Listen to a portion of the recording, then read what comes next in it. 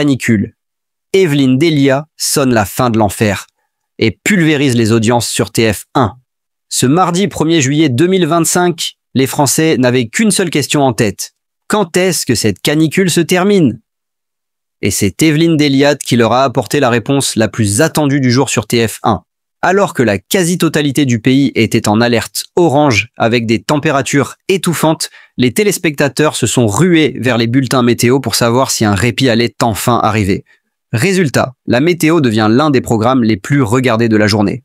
À la mi-journée, juste après le 13h de Marie-Sophie Lacaro, Evelyne Delia rassemble 2,42 millions de téléspectateurs, soit 28,5% de part d'audience, faisant largement la course en tête devant la concurrence.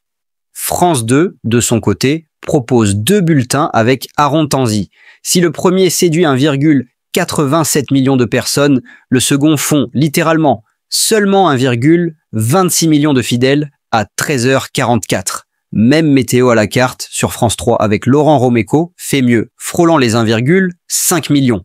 Mais le clou du spectacle arrive en soirée. Vers 19h54, Evelyne Delia revient à l'écran pour annoncer enfin la fin de la canicule.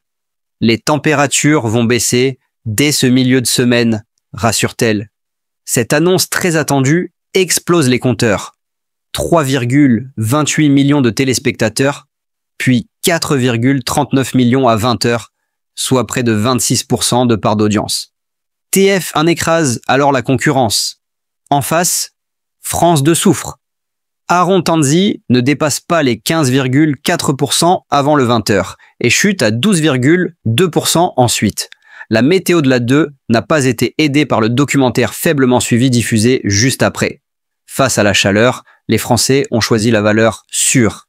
Evelyne Delia, toujours impériale, et TF1, plus que jamais leader grâce à la météo.